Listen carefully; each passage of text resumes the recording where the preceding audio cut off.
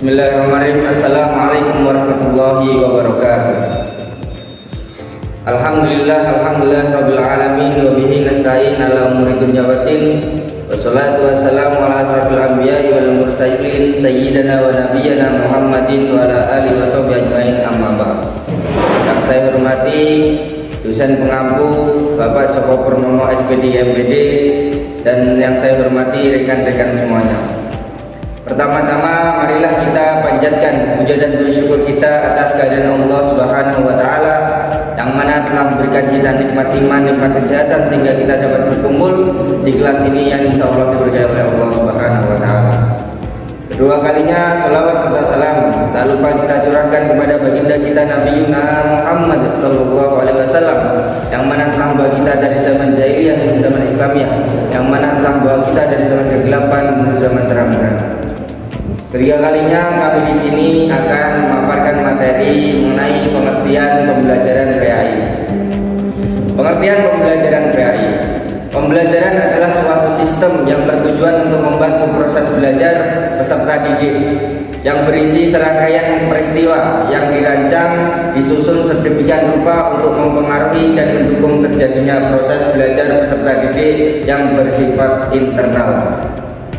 Menurut Zakiyah, derajat pendidikan agama Islam adalah suatu usaha untuk membina pengasuh peserta didik agar senantiasa dapat memahami ajaran Islam secara menyeluruh. Dari beberapa pendapat dapat disimpulkan bahwa pembelajaran pendidikan agama Islam adalah sebuah sistem yang berupa untuk menciptakan peserta didik yang memiliki akhlak mulia dan memiliki kecakapan hidup yang berdasarkan nilai-nilai Islam, sehingga nantinya peserta didik bisa menjadi orang yang berguna untuk dirinya sendiri, agama, nusa, dan bangsa. Yang kedua yaitu perbedaan antara pembelajaran dan pengajaran. Pembelajaran adalah proses interaksi peserta didik dengan pendidik dan sumber belajar suatu lingkungan belajar. Pengajaran adalah cara mengajar atau mengajarkan. Maksudnya adalah bagaimana cara pendidik dalam menyampaikan sebuah materi dan bagaimana peserta didik memahami dan menanggapi materi yang diberikan. Setelah itu B. Ruang lingkup pembelajaran PAI.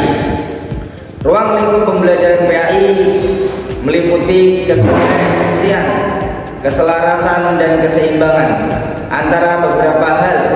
Yang pertama yaitu hubungan manusia dengan Allah.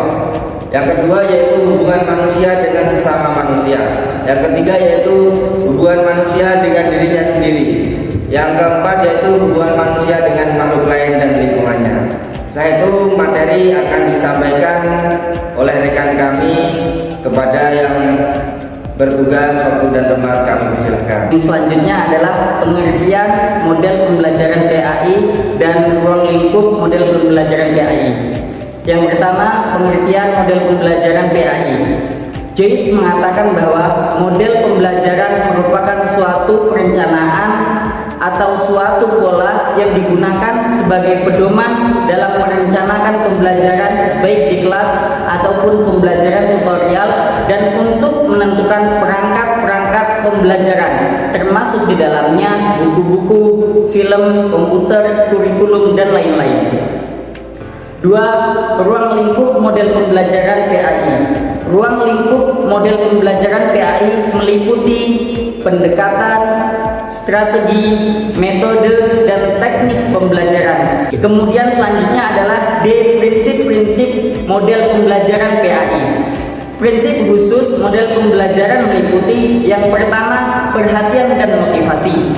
Untuk memunculkan perhatian siswa, maka perlu kiranya disusun sebuah rancangan bagaimana menarik perhatian siswa dalam proses pembelajaran.